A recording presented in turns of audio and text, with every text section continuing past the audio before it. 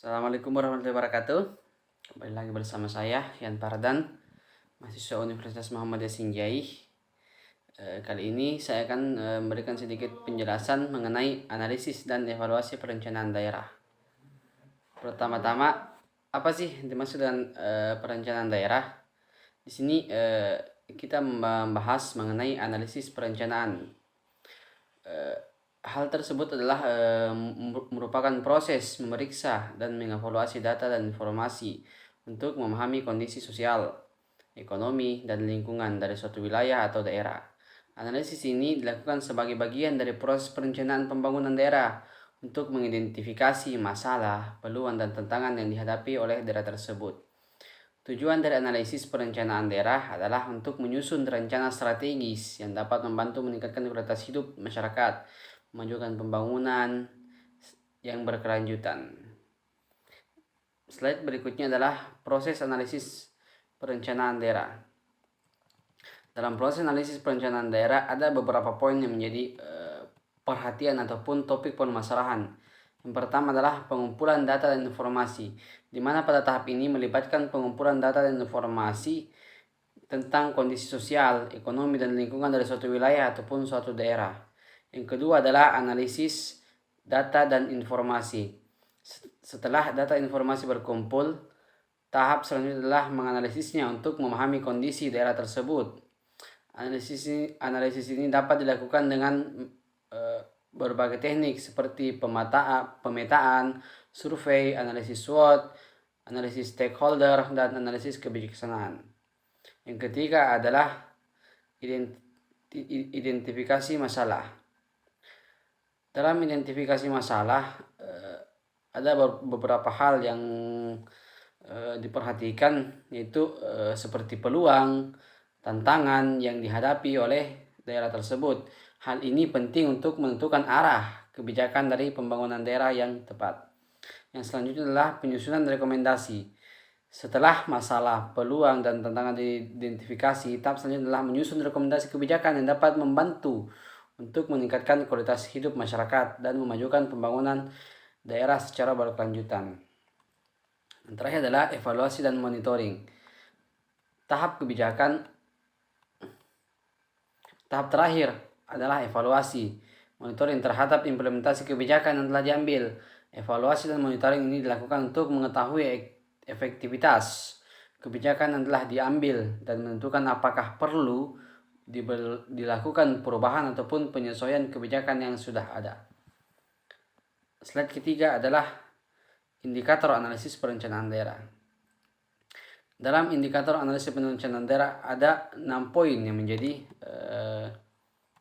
acuan dalam penentuan indikator dalam perencanaan daerah itu sendiri. Yang pertama adalah kondisi sosial, di mana indikator ini mencakup aspek seperti tingkat pendidikan, kesehatan, kemiskinan di daerah tersebut.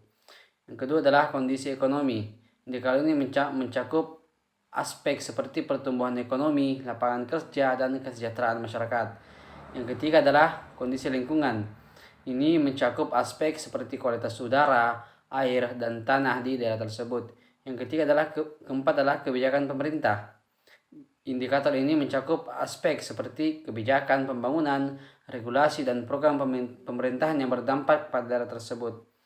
Yang kelima adalah potensi sumber daya.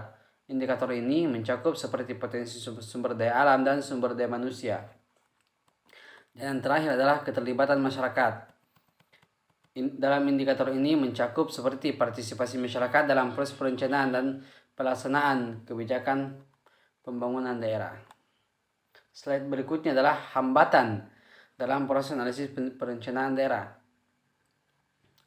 Yang pertama ada keterbatasan data, di mana ketersediaan data yang terbatas dapat menjadi hambatan dalam proses analisis perencanaan daerah.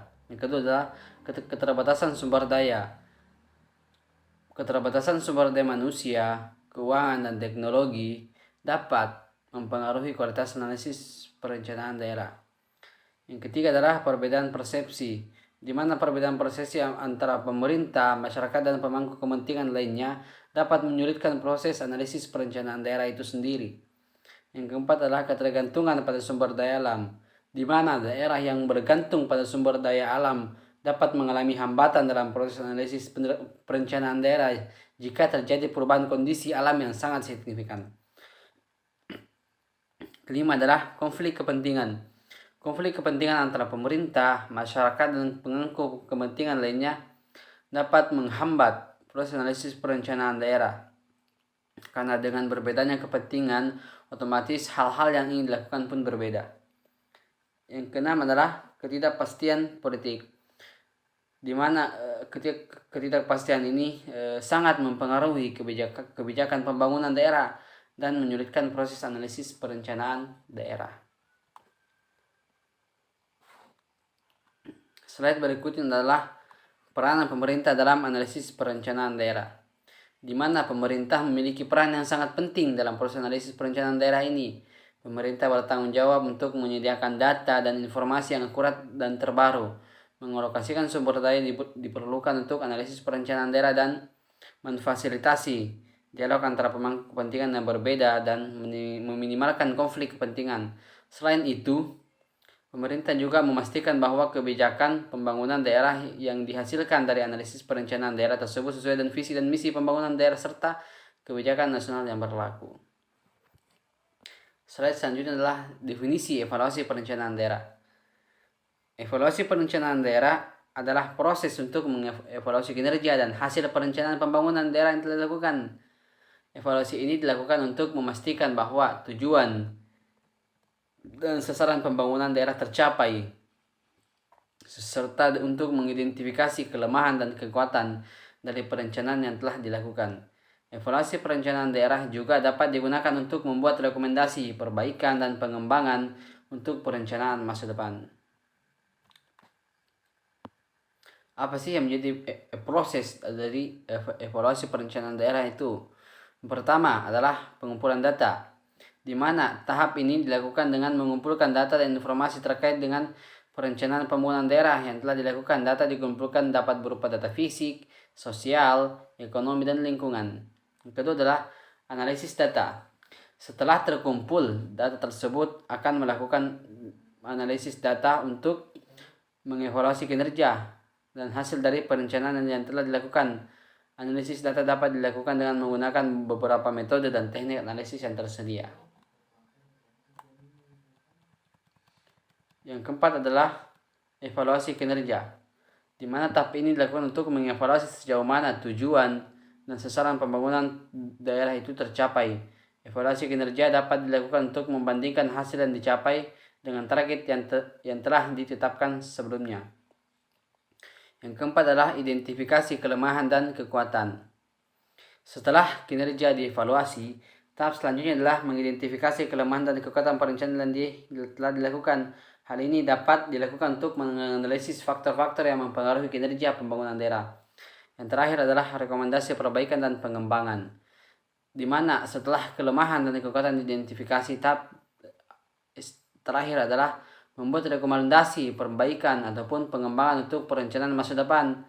Rekomendasi ini dapat berupa perbaikan strategi, program, ataupun kebijakan yang telah dilakukan sebelumnya. Slide selanjutnya adalah indikator evaluasi perencanaan. Yang pertama, yang menjadi indikator dalam proses evaluasi perencanaan ini adalah aspek fisik, di mana indikator ini mencakup infrastruktur dan fasilitas umum seperti jalan, jembatan, gedung, taman, dan sebagainya. Yang kedua adalah aspek sosial. Indikator ini mencakup seperti kesejahteraan sosial, tingkat kemiskinan, tingkat pendidikan, kesejahteraan masyarakat, dan sebagainya. Yang berikutnya adalah aspek ekonomi, di mana hal ini mencakup aspek pertumbuhan ekonomi, pertumbuhan PDB, lapangan kerja, investasi, dan sebagainya. Yang keempat adalah aspek lingkungan, di mana hal ini mencakup seperti udara, air, tanah, keberlanjutan sumber daya alam, dan sebagainya. Yang kelima adalah aspek politik, di mana aspek ini mencakup stabilitas politik dan keamanan daerah. Yang keenam adalah aspek budaya. Indikator ini mencakup kelestarian budaya dan nilai-nilai lokal seperti pelestarian warisan budaya, seni, dan budaya daerah dan sebagainya. Beberapa hambatan yang terjadi dalam proses evaluasi perencanaan daerah itu sendiri. Yang pertama adalah keterbatasan data. Di mana keterbatasan data ini membutuhkan data yang akurat dan lengkap, namun seringkali data yang tersedia tidak lengkap dan tidak aktual, sehingga hal tersebut mengganggu proses evaluasi ini berjalan. Yang kedua adalah keterbatasan sumber daya.